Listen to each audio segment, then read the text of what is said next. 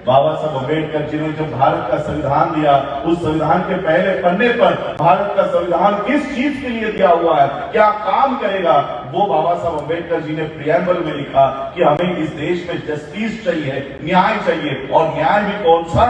सामाजिक, आर्थिक, हमें सोशल, इकोनॉमिकल और पॉलिटिकल जस्टिस चाहिए। आज भी इन तीनों में से एक भी जस्टिस, एक भी न्याय हमें मिल नहीं पाया है। जीडीपी माइनस में गया, इसका मतलब देश पूरी तरह से खाई में जा रहा है। देश की पूरी तरह की अर्थव्यवस्था डूब गई है। ये पूरी तरह से सालों से जेल के अंदर है। सुप्रीम कोर्ट की जजमेंट है, सुप्रीम कोर्ट की ऑर्डर है कि इतने सालों से उनको जेल पे रखा है, उनके ऊपर चार्जेस तो फ्रेम करो। किस लिए जेल में रखा है, अभी तक चार्ज फ्रेम नहीं हुआ है। ऐसे हमारे कितने सारे बच्चे जेल में हैं। हम वैसे तो देश में माइनॉरिटी में हैं और इतनी बड़ी संगत से रूबरू होने का मौका दिया, तो देश भगत यादगार कमेटी के मैं बहुत तहे दिल से आभार व्यक्त करता हूं। किसी ने ये कहा था कि इसे मेला नहीं कहना चाहिए, ऐसा किसी ने कहा था कि इसको मेला क्यों कहते हैं। देखिए, हम लोग जब हिंदी मूवीज देखते हैं तो कुंभ मेला होता है, और कुंभ मेले में हमने हमेशा देखा है कि वह माँ अपने बच्चों से बिछड़ जाती है, भाई अपने भाई से बिछड़ जाता है। लेकिन मैंने आज ये गदरी बाबा मेला, गदरी बाबयाना देखा, जहां एक भाई अपने भाइयों से मिल रहा है और एक भाई अपने सुरेंद्र कुमारी कोचर जी जैसे माँ से वापस इस मेले में मिला है। तो ये बहुत अच्छा मेला मुझे लगता है, जो एक कौम दूसरे कौम से मिल रही है, अपने सगे लोगों से मिल रही है। आज कई सारी बातें यहाँ पर डॉक्टर नवशरण जी ने रखी है, जो देश की हालात है। आज इन हालातों के ऊपर बोलने के लिए भी इस देश में मनाही कर दी गई है। जो कोई इस देश में हो रहे अन्याय, अत्याचार के ऊपर अगर बोला तो उसके ऊपर ईडी, सीबीआई, पता नहीं और क्या क्या यंत्रणा उन्होंने लाई है, जो इस देश में आवाज को दबाने का काम कर रही है। अभी 2 दिन पहले, 4 दिन पहले नरेंद्र मोदी, इस देश का प्रधानमंत्री, कहता है कि गन से भी ज्यादा खतरनाक पेन हो गया है। पेन सबसे ज्यादा खतरनाक हो गया है। अगर हम हमारे सारे गुरुओं की टीचिंग समझे तो उन्होंने बहुत बड़ा जोर टीचिंग्स के ऊपर दिया हुआ है, एजुकेशन के ऊपर दिया हुआ है कि हमें लोगों को एजुकेट करना है। यही हमारी सीख है। मुझे जब इस कार्यक्रम के लिए बुलाया गया तो मुझे देश भगत यादगार कमेटी के प्रेसिडेंट जी ने पूछा कि आपको हमारा इतिहास पता हो नहीं हो, इसलिए मैं आपको कुछ बुक्स भेजता हूं। तो उन्होंने मुझे बुक्स भेजे, मैंने उसको पढ़ा। ये जब बुक्स जो लिखी हुई है ये गदर मूवमेंट की, ये आज से लगभग 110, 120 साल पुरानी है। लेकिन जब मैं ये पढ़ रहा था, मुझे कभी नहीं लग रहा था कि मैं 110 साल या 120 साल पुरानी व्यवस्था को पढ़ रहा हूं, या 120 साल पुराने जो हमारे ऊपर अन्याय हो रहे थे, अत्याचार हो रहे, उसको पढ़ रहा हूं। ऐसा लग रहा था कि जो वहां पर हो रहा था वही आज के दौर में हो रहा है। उस समय भी हमारे देश को बेचा जा रहा था, इस देश के रिसोर्सेस को बेचा जा रहा था, इस देश की सारी संपत्तियों को, बाहर के पूंजीपतियों को बेचा जा रहा था। आज वही अवस्था, वही परिस्थिति आज देश में दिखाई दे रही है। बाबा साहब अम्बेडकर जी ने जब भारत का संविधान दिया, उस संविधान के पहले पन्ने पर भारत का संविधान किस चीज के लिए दिया हुआ है, क्या काम करेगा, वो बाबा साहब अम्बेडकर जी ने प्रियम्बल में लिखा कि हमें इस देश में जस्टिस चाहिए, न्याय चाहिए। और न्याय भी कौन सा? सामाजिक, आर्थिक, हमें सोशल, इकोनॉमिकल और पॉलिटिकल जस्टिस चाहिए। आज भी इन तीनों में से एक भी जस्टिस, एक भी न्याय हमें मिल नहीं पाया है। सोशल जस्टिस, आज देश के संविधान को लागू होकर 72 इयर्स हो गए हैं। आज भी इस देश के, मुझे आज जो लोग देश के आजादी के लिए लड़ रहे थे, जो लोग देश की आजादी के लिए कुर्बान हो रहे थे, मैं आज देख रहा हूं कि उन गदरी बाबाओं के माध्यम से आज उस देश के आजादी के आंदोलन के लिए लड़ने वाले लोग यहां पर बैठे हुए हैं और जिन्होंने देश के आजादी के लिए नाखून तक नहीं काटा वो सरकार में बैठे हुए हैं। ऐसे लोगों के हाथ में भारत देश का संविधान है जो इस देश के संविधान को मिटाना चाहते हैं, चलाना नहीं चाहते। सोशल जस्टिस की 70 साल बाद 72 साल बाद क्या अवस्था है, क्या परिस्थिति है। आज भी हमारे किसी युवा को मूंछ रखने का अधिकार नहीं है। कोई अगर मूंछ भी रख दिया तो सिर्फ मूंछ रखने पर हमारी हत्या हो रही है। आपने यहां पर सुबह ये प्रेजेंटेशन देखा, उस प्रेजेंटेशन में आप लोगों ने देखा होगा कि 70 साल बाद 72 साल बाद जहां देश 75 साल का अमृत महोत्सव मना रहा है, उसी दिन हमारे बच्चे को पीट पीट कर, और उसका गुनाह क्या था, सिर्फ और सिर्फ पानी के घड़े को हाथ लगा दिया। किसी सवर्ण टीचर के पानी के घड़े को हाथ लगा दिया, इसलिए उसको जान से मार डाला। क्या इस देश में सोशल जस्टिस स्थापित हो पाया है? सामाजिक न्याय क्या इस देश में हम लोगों को मिल पाया है? सामाजिक न्याय इस देश में अभी तक कायम नहीं हुआ। इस देश में पॉलिटिकल राइट्स हम लोगों को नहीं मिले, पॉलिटिकल जस्टिस नहीं मिला, इकोनॉमिकल जस्टिस हम लोगों को नहीं मिला। और पूरी तरह से आज मैं देख रहा हूं कि 120 साल पहले जो घटनाएं इस देश में हो रही थी और उस देश में इस देश को बचाने के लिए ये सारी मूवमेंट यहां पर खड़ी हुई। आज भी वही परिस्थिति इस देश के ऊपर है और मुझे भरोसा है बाबा साहब अम्बेडकर या आज जितने भी वर्ल्ड के रिनाउंड ऑथर्स है वो एक बात कहते हैं कि हिस्ट्री रिपीट्स इटसेल्फ, इतिहास अपने आप को दोहराने का काम करता है। अगर उस समय हमारे ऊपर अन्याय अत्याचार बढ़ गए थे और उसके बाद उसको रोकने के लिए गदर मूवमेंट शुरू हो गई थी, आज भी मुझे ऐसा लगता है वही दौर इस देश में चल रहा है। आने वाले समय में इस देश में फिर से एक बार गदर मूवमेंट जिंदा होगी और फिर से जो लोग इस देश को बेच रहे हैं उसके खिलाफ इस देश के लोगों को इकट्ठा होना पड़ेगा। ये हिस्ट्री अपने आप को फिर से दोहराएगी, ये पूरी उम्मीद मुझे है। आज देखिए किस तरह से देश को बेचा जा रहा है। आज इस देश में जब यूक्रेन रशिया का वॉर हुआ तब हमें पता चला हमारे बच्चे यूक्रेन में पढ़ाई करने के लिए गए और वहां पर एमबीबीएस की पढ़ाई कर रहे हैं। आज इस देश में स्कूलों की व्यवस्था नहीं है, कॉलेजेस नहीं है, हमारे बच्चे देश छोड़कर बाहर जा रहे हैं। इस देश में 70,000 करोड़ 72,000 करोड़ अडानी का माफ किया जाता है, लेकिन हमारे बच्चों को स्कूल कॉलेज की व्यवस्था खड़ी करके नहीं दी जाती। 72,000 करोड़ रुपीस अडानी का माफ किया गया है। देखिए पिछले उसी समय अडानी 7वें क्रमांक से उठकर दूसरे क्रमांक पर आ रहा था। इसका मतलब देश की सारी संपत्ति इन 4 परिवारों के पास, 7 परिवारों के पास, उनके पास जा रही है। सारे देश की संपत्ति इन लोगों के पास है। इस देश में केवल सबसे अमीर आदमी के सूची में अडानी का नाम नहीं है। इस देश में ही नहीं पूरे विश्व में सबसे ज्यादा कर्ज लेने वाले के सूची में भी सबसे बड़ा ऊपर नाम अडानी का है।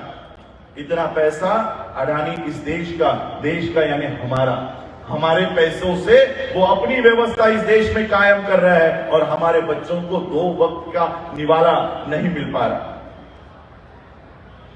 इकोनॉमिक टाइम्स का रिपोर्ट है, वो कहते हैं कि 98% देश के साधन, 98% देश के रिसोर्सेस 2% लोगों के हाथों में है और 2% देश के रिसोर्सेस, 2% देश की संपत्ति 98% लोगों को बांट रखी है।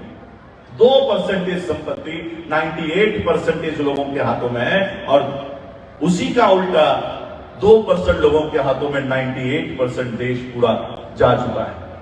आज ये देश हम लोगों को बचाने के लिए आगे आना है, धर्म को बचाने के लिए नहीं, जाति को बचाने के लिए नहीं, इस देश को बचाने के लिए। मैं बाबा साहब अम्बेडकर जी के परिवार से आता हूं। बाबा साहब अम्बेडकर कहते हैं कि हम पहले हिंदू है, हम पहले मुसलमान है, हम पहले सिख है, हम पहले ईसाई है। ये भावना अपने आप में मत जगाओ, हम पहले भारतीय है और अंतिमता भी भारतीय है, ये भावना अपने आप में जगाओ। आज इस देश को हमारी जरूरत है। ये देश अगर आज हम नहीं बचा पाए, उसी 2500 सालों की गुलामी में फिर से हमारा देश चला जाएगा। सालों की गुलामी में ये देश जाने वाला है। और इसलिए आज मैं बहुत आभार व्यक्त करता हूं कि इस मेले के माध्यम से मुझे आप लोगों से रूबरू होने का मौका मिला। आज देखिए सामाजिक न्याय के स्तर पे इस देश की हालत कितनी खराब हो चुकी है। डॉक्टर नवशरण जी ने सारी बातें तो वो बता दी है। आज मनीषा वाल्मीकि हमारे एक शेड्यूल कास्ट की बच्ची का रेप होता है, उस रेप को भी रेप मानने को इस देश की व्यवस्था तैयार नहीं होती, रेप मानने को तैयार नहीं होती। उस बच्ची ने अगर मरते समय ये नहीं कहा होता कि मेरे ऊपर 4 लोगों ने बलात्कार किया है, तो ये आज भी साबित नहीं हो पाता कि मनीषा के ऊपर रेप हुआ था। डॉक्टरों ने ऑन रिकॉर्ड है, डॉक्टरों ने पोस्टमार्टम लिखकर कहा कि बच्ची पर रेप नहीं हुआ है। पुलिस वालों ने एफआईआर दाखिल किया कि बच्ची पर रेप नहीं हुआ है। वो उसका डेथ सेंटेंस उसमें था, इसलिए वो लड़के जेल में गए। इसी तरह से हमारे ऊपर एफआईआर हो रही है, हमारे एफआईआर तक लिखी नहीं जा रही। आज आपने यहां पर फोटोज दिखाए, सारे इंटेलेक्चुअल लोगों को जो पेन चलाते हैं उन्हें जेल में रखा हुआ है, और बिल्किस बानो के रेपिस्ट को ये जेल से छोड़ते हैं। क्यों? इसलिए छोड़ते हैं क्योंकि ब्राह्मण कभी रेप नहीं कर सकता, ब्राह्मण कभी किसी के ऊपर अन्याय अत्याचार नहीं कर सकता, इनका आचरण बहुत अच्छा है, इसलिए उनको छोड़ दिया। क्यों? सिर्फ ब्राह्मण होने के नाते, सिर्फ ब्राह्मण होने के नाते उनको छोड़ रहे हैं, और ये इंटेलेक्चुअल्स है इसलिए उनको अंदर रखा हुआ है। आज मेरे चाचा कितने सालों से जेल के अंदर है, सुप्रीम कोर्ट की जजमेंट है, सुप्रीम कोर्ट की ऑर्डर है कि इतने सालों से उनको जेल पे रखा है, उनके ऊपर चार्जेस तो फ्रेम करो। किस लिए जेल में रखा है अभी तक चार्ज फ्रेम नहीं हुआ है। ऐसे हमारे कितने सारे बच्चे जेल में हैं। हम वैसे तो देश में माइनॉरिटी में हैं, देश में हमें क्या कहते हैं, ये अल्पसंख्यक है, ये संख्या में कम है, माइनॉरिटी में है। हम देश में माइनॉरिटी में है और जेलों में मेजॉरिटी में है। जेलों के अंदर हमारे ऊपर आज तक चार्ज फ्रेम नहीं हुए। हमारे बच्चे 20-20 साल वेट कर रहे हैं कि हमें कब बेल मिलेगी। एक तरफ अगर इस देश का किसान अपने हक और अधिकार के लिए रास्तों के ऊपर उतरे तो उन्हें खलिस्तानी, इस देश का मीडिया खलिस्तानी नाम दे देता है। अगर इस देश के मुसलमान सीए के खिलाफ, एनआरसी के खिलाफ रास्तों के ऊपर बैठ जाए तो उन्हें पाकिस्तानी, उन्हें देशद्रोही करार दिया जाता है। और वहीं पर इस देश का अम्बेडकराइट अगर अपने हकों के लिए, अधिकार के लिए रास्तों के ऊपर उतरता है तो अभी हमें नया नाम दिया है, अर्बन नक्सलाइट्स। हम नक्सलवादी, यानी इस देश का सिख खलिस्तानी, इस देश का मुसलमान आतंकवादी, इस देश का मुसलमान देशद्रोही, इस देश का शेड्यूल कास्ट, इस देश का अम्बेडकराइट नक्सलवादी। तो देशभक्त कौन है? सावरकर। देशभक्त कौन है? क्या इन लोगों को आप देशभक्त कहोगे जो ब्रिटिशरों से माफी मांगकर आज भी पेंशन ले रहे थे? ये माफी भी हो सकते हैं, ये स्वतंत्र वीर नहीं हो सकते। ऐसे लोगों को ये आज स्वतंत्र वीर बनाकर नया इतिहास लिखने की कोशिश कर रहे हैं। और इसलिए मैंने कहा कि इस मेले से आज ये 2 कौमें इकट्ठा आई है, इकट्ठा हुई है। ऐसे मेले होने चाहिए देश भर में। सिर्फ गदर ही नहीं, गदर के साथ अब अम्बेडकर भी होगा, तब जाकर इस देश में नई क्रांति होगी। गदर और अम्बेडकर साथ साथ चलेंगे। हम लोगों को अपने कल्चर, अपने डिफरेंसेस जो कुछ भी है वो साइड में रखकर हमें इन नाजी के औलादों से लड़ना होगा। ये हिटलर के औलादे हैं, ये हिटलर इनका महापुरुष है, उसको वो मानते हैं। ये हिटलर शाही देश में लागू करने के लिए काम कर रहे हैं। और मैं आप लोगों को भी कहना चाहूंगा, मोदी कुछ नहीं है। मोदी को हटाने की आप कोशिश भी मत करो। हमारा टारगेट मोदी बिल्कुल भी नहीं है, क्योंकि एक मोदी को हटाओगे दूसरा मोदी आ जाएगा, दूसरे को हटाओगे तीसरा मोदी आ जाएगा। और इसलिए हम कभी भी मोदी को हटाने की पहल नहीं करते, हम उसको हटाने की पहल करते हैं जिस फैक्ट्री से ये तैयार होता है। उस आरएसएस को हटाने की जरूरत है। प्रोडक्ट बंद करके क्या करोगे? प्रोडक्ट को बंद नहीं करना है। जिस घटिया फैक्ट्री से इस तरह के प्रोडक्ट देश में आते हैं, उस घटिया फैक्ट्री को हदपार करना होगा, उस फैक्ट्री को तबाह करना होगा। आज ये लोग हमें कहते हैं टेररिस्ट, हमें लोगों को कहते हैं आतंकवादी। दशहरे के दिन इस देश का प्रधानमंत्री, इस देश का होम मिनिस्टर राइफलों की पूजा करता है, AK-57 की पूजा करता है, तलवारों की पूजा करता है। एक का भी लाइसेंस आरएसएस के पास नहीं है। आरएसएस खुद एक रजिस्टर्ड ऑर्गेनाइजेशन नहीं है। जब वो रजिस्टर्ड ऑर्गेनाइजेशन ही नहीं है, तब उसके हेड को किस बयान पर, किस आधार पर आप Z+ सुरक्षा देते हो? एक इलीगल ऑर्गेनाइजेशन को, अनरजिस्टर्ड ऑर्गेनाइजेशन को आप Z+ सुरक्षा कौन से आधार पर दे रहे हैं? कौन से आधार पर? जिस तरह से PFI पर बैन किया है, उसी तरह से इस देश में आरएसएस के ऊपर बैन करना चाहिए। इस देश की सबसे बड़ी टेररिस्ट ऑर्गेनाइजेशन अगर कोई है तो वो आरएसएस है, उसे बैन करना चाहिए। और हम लोगों को अलग अलग लड़ाई लड़ने के बाद, लड़ाई लड़ने के छोड़कर हम लोगों को इकट्ठा होकर लड़ाई लड़नी होगी। आज पंजाब के किसानों पर, पंजाब के लोगों पर वही अन्याय अत्याचार हो रहा है जो हमारे शेड्यूल कास्ट के लोगों पर हो रहा है। उत्तर प्रदेश के मनीषा वाल्मीकि के ऊपर, राजस्थान के इंदर मेघवाल के ऊपर, महाराष्ट्र के लोगों के ऊपर। हमारे अगर समस्या एक है, हमें पीटने वाला एक है, और अगर हमारे ऊपर अन्याय अत्याचार करने वाला एक है, हमें मारने वाला हाथ अगर एक है, तो बचने वालों के हाथ अलग अलग क्यों है? ये हाथ भी एक होना चाहिए। एक होकर हमें लड़ना चाहिए, एक होकर लड़ना पड़ेगा। और इसलिए हम लोगों को उस तरह से काम करना होगा। आज कई सारे बिलों के माध्यम से, एक्ट के माध्यम से ये भारत के संविधान को खत्म कर रहे हैं, लोकतंत्र को खत्म कर रहे हैं। और इसलिए हम लोगों को इकट्ठा होकर जो ग्रंथ हमें अधिकार दे रहा है, उन ग्रंथों से हम लोगों को उसको बचाने के लिए भी पहल हमें करनी होगी। एजुकेशन, बाबा साहब अम्बेडकर जी ने कहा, एजुकेशन की भी हम लोगों को इस देश में जरूरत है। आज इस देश का एजुकेशनली हालात क्या हुए? वर्ल्ड के टॉप 200 यूनिवर्सिटीज में भारत की एक भी यूनिवर्सिटी नहीं है। भारत की एक भी यूनिवर्सिटी टॉप 200 यूनिवर्सिटी में नहीं है। और सारे यूनिवर्सिटीज में आज हिंदी पढ़ाया जाएगा, इस तरह का कानून बनाया गया है, हिंदी पढ़ाया जाएगा। सबसे ज्यादा पंजाब के लोग माइग्रेट करते हैं, कनाडा जा रहे हैं, यूके जा रहे हैं, यूएस जा रहे हैं। वहां जाने के लिए सबसे पहले इंग्लिश आना जरूरी है। और जिन्होंने एक कानून बना दिया कि बचपन से ही अब हिंदी पढ़ाएंगे, इंग्लिश बच्चों को आएगी नहीं, इसके बाद आपका कोई भी व्यक्ति माइग्रेट नहीं कर पाएगा, नहीं कर पाएगा। जो गदर मूवमेंट सैन फ्रांसिस्को से शुरू हुई, भारत के बाहर से शुरू हुई, भारत के बाहर अगर हमारे लोग इकट्ठा ही नहीं हो पाए, हमारे लोग जा ही नहीं पाए, कहां से मूवमेंट शुरू हुई? पूरा घेराव इन्होंने कर दिया है, घेराबंदी इन्होंने कर रखा है। और इसलिए हम लोगों को एजुकेशन के लिए भी लड़ना होगा। जस्टिस, बाबा साहब कहते हैं जस्टिस, न्याय। आज न्याय की क्या हालत हो गई है?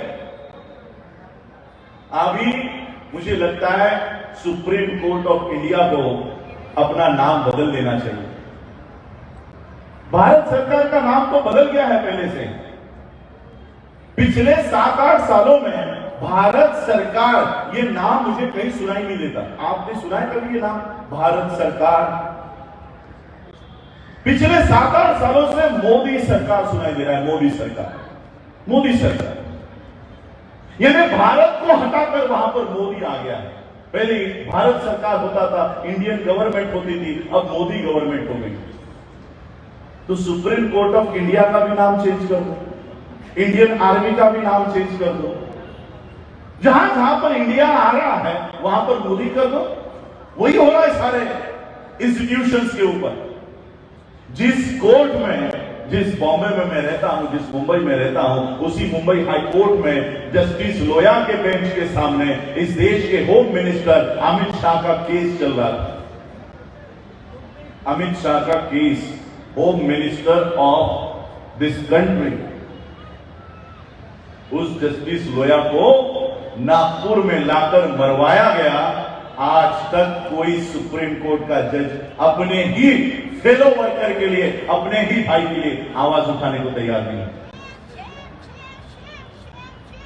इस तरह का आज पूरे देश भर में मुंह बंद करके लोगों को पीटा जा रहा है। कोई भी अगर बोलेगा तो उसे जेल होगी, जेल होगी।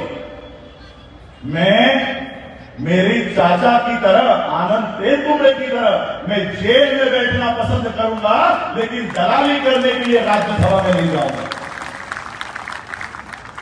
हमारी शिक्षा यह है, बाबा साहब ने कहा 10 दिन भेड़ बकरियों जैसे जीने से अच्छा है एक दिन शेर की तरह जाकर मरो, शेर की तरह जियो। हमें वो विरासत मिली है, उस वंश में आता, और इसलिए इन लोगों से हम डरते नहीं हैं। पिछले 5 अक्टूबर को हमने बौद्ध धर्म की दीक्षा दिल्ली में करवाई, दिल्ली में हुई। उस दिन से लेकर आज तक मेरे लिए हिंदू वाहिनी, बीएचपी, मुझे यूएपीए लगाओ, मुझे टाड़ा लगाओ, देश से भगाओ, इस तरह के वीडियोस, इस तरह के मैसेजेस पास ऑन हो रहे हैं। 50 लाख रुपए दिए हैं सर काटने पर, इस तरह की बातें हो रही हैं। इससे पहले कभी हमारे 22 प्रतिज्ञाओं के लिए भारत में विरोध नहीं हुआ। यह अचानक विरोध कहां शुरू हुआ? अचानक विरोध क्यों शुरू हो रहा? ये हर एक मूवमेंट को दबाना चाहते हैं। मुसलमानों के ऊपर अन्याय कर दो वो चुप बैठ जाएंगे, सिखों के ऊपर अन्याय कर दो वो चुप बैठ जाएंगे, शेड्यूल कास्ट के ऊपर अन्याय कर दो चुप बैठ जाएंगे। भारत से वो आवाज को मिटाना चाहता है, दबाना चाहता है। जो कोई मोदी गवर्नमेंट के अगेंस्ट बोलेगा वो देशद्रोही होगा, देशद्रोही होगा। इस तरह से माहौल इन्होंने देश भर में बनाए रखा। और मैं आप लोगों को कहना चाहूंगा कि मैं एक बुद्धिस्ट सोसाइटी ऑफ इंडिया का प्रेसिडेंट हूं, बाबा साहब की बुद्धिस्ट मूवमेंट को बढ़ा रहा हूं, इसलिए मुझे पता है ये स्टेज धर्म का नहीं है, लेकिन फिर भी एक बुद्ध की बात आपको बताना चाहूंगा। बुद्ध का मतलब जो बुद्धिमान है। बुद्ध का कोई धर्म नहीं है, बल्कि धर्म के खिलाफ बुद्ध ने आवाज उठाई। इसलिए हम बुद्ध को कभी धार्मिक नेता नहीं मानते, धार्मिक धर्म के फाउंडर नहीं मानते। उन्होंने शिक्षा दी है बुद्धि को, कहा कि जो अपनी बुद्धि का इस्तेमाल करेगा वो बुद्धिस्ट है। Buddhism is not for Buddhist, Buddhism is for humans, इंसानों के लिए है जो अपने बुद्धि का विकास करेगा। इसलिए बुद्ध की एक बात आपको बताकर, क्योंकि मुझे भी निकलना है। तथागत बुद्ध का एक नियम हुआ करता था कि जब तक चारिका नहीं करो, यानी घर घर जाकर धम्म का प्रचार नहीं करो, लोगों को शिक्षित नहीं करो, तब तक खाना नहीं खाएंगे या उनको उनसे लेकर ही खाएंगे। तो ऐसा भिक्षाटन वो किया करते थे, और ऐसा भिक्षाटन करते करते करते करते वो एक गांव में आकर पहुंचे। गांव में आकर उन्होंने देखा कि ये कैसा गांव है। उनके साथ उनका संघ था, उनके बहुत भिक्षु थे। तथागत बुद्ध ने और उनके संघ ने देखा ये कैसा गांव है, यहां पर तो कोई इंसान भी नहीं दिखाई दे रहा, यहां के जानवर नहीं दिखाई दे रहे, पेड़ पौधे मर चुके हैं, ये कैसा विचित्र गांव है। बुद्ध ने अपने सारे साथियों को, संघ को कहा कि जाओ जरा देखकर आओ, इस गांव के लोग कहां चले गए। तो सभी बौद्ध भिक्षु एक एक घर में गए, तथागत बुद्ध भी एक घर में गए, और फिर उन्होंने एक विचित्र दृश्य देखा। उन्होंने देखा कि घर के जो लोग हैं वो लोग अपने ही घरों में मरे पड़े हैं, वो मर गए हैं, और पता नहीं कब से मरे पड़े हैं। उनके सिर्फ स्केलेटन, उनके सिर्फ पिंजर उस घरों में है। और उन्होंने एक खास बात नोट की कि हर एक की डेड बॉडी, हर एक के पिंजर एक गड्ढे में है, एक गड्ढे के अंदर है। सभी लोगों ने मुआयना किया, सभी लोग, सभी बौद्ध भिक्षु बुद्ध के पास आए और बुद्ध को पूछा कि बुद्ध ये क्या क्या दृश्य है, ये क्या हुआ इन लोगों के साथ, ये सब मरे कैसे, हमें इसका जवाब दीजिए। तो बुद्ध ने एनालिसिस किया, एनालाइज किया कि इस गांव के ऊपर क्या हुआ होगा, और फिर बुद्ध ने जवाब दिया कि पिछले 10-12 सालों से इस गांव पर बारिश नहीं हुई। इस गांव पर बारिश नहीं हुई, इस गांव पर अकाल पड़ गया और धीरे धीरे पेड़ पौधे मरना शुरू हो गए, सारे जानवर गांव को छोड़कर चले गए और इंसान व्यक्ति इस देश में, इस गांव में रहे और वो पानी के तलाश में अपने अपने घरों में कुआं खोदना उन्होंने शुरू किया। धीरे धीरे वो भी थक गए और वो कुआं खोदते खोदते उसी गड्ढे में मर गए, उसी गड्ढे में मर गए और आज उसी गड्ढे में इनके पिंजर पड़े हुए हैं। बुद्ध ने कहा ये सारे लोग जिंदा रह सकते थे, ये सारे लोग जिंदा बच सकते थे अगर ये सारे लोग इकट्ठा होकर सिर्फ एक कुआं अगर खोदते तो ये सारे जिंदा रह सकते थे, ये सारे जिंदा रह सकते थे। आज हमें वो ही काम करना होगा। अगर हमारी समस्या एक है, हमें पीटने वाला एक है, हमारे ऊपर अन्याय अत्याचार करने वाला एक है, तो हमें अपनी अलग अलग कुआं खोदने के बजाय, अपने अलग अलग मूवमेंट चलाने के बजाय हम लोगों को एक मूवमेंट इस देश में खड़ी करनी होगी, गलत मूवमेंट फिर से इस देश में रिवाइव करनी होगी, तब जाकर हम इस देश को बचा पाएंगे, वरना हम इस देश को नहीं बचा पाएंगे। उन हर पिंजर जैसे हमारी भी अवस्था हो जाएगी। और इसलिए आज हम लोगों को ये सारा देश आज संकट में है, इसे बचाने के लिए हम लोगों को आगे आना होगा। हमारे खून में वही इतिहास छुपा हुआ है, वही हमारा डीएनए, हमारे डीएनए में वही है कि आज भी हम इस देश को बचाने के लिए आगे आ रहे हैं। और इसलिए इस देश को बचाने की मुहिम में मैं भी गदर के साथ, अंबेडकर भी आपके साथ कंधा से कंधा मिलाकर आपके साथ खड़ा है। यही आश्वासन मैं आज के माध्यम से देना चाहूंगा। मेरे जब भी उनको देखता हूं तो मुझे मेरी माँ की याद आ जाती है, सुरेंद्र कुमारी कोचर जी, बहुत प्यार मुझे वो देती है, बहुत प्यार से मुझे वो आमंत्रित करती है। इसलिए मैंने कहा कि इस मेले से, कुंभ मेले से भाई भाई से बिछड़ जाता है, माँ बेटे से बिछड़ जाता है, लेकिन इस मेले में मुझे एक बहुत अच्छी माँ मिली और आप लोगों के स्वरूप में मुझे बहुत अच्छा भाई यहाँ पर मिला। हम लोगों को इकट्ठा होकर ये मूवमेंट, देश को बचाने की मूवमेंट हम लोगों को आगे लेकर आनी होगी। इतना ही मैं आज से पसंद करूंगा। आप लोगों ने मुझे आदर दिया, सत्कार किया, आप लोगों ने मुझे सुना, उसके लिए मैं आप सभी लोगों का आभार व्यक्त करता हूं।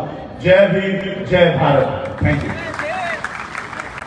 नेशनल दस्तक की आपसे गुजारिश है कि अगर इसको बचाना चाहते हैं तो नेशनल दस्तक को सब्सक्राइब करने के लिए रेड कलर के सब्सक्राइब बटन को दबाएं, फिर बेल आइकन की घंटी दबाएं। नेशनल दस्तक को बचाने के लिए बहुत जरूरी है कि हर खबर को शेयर करें, लाइक करें, कमेंट जरूर करें।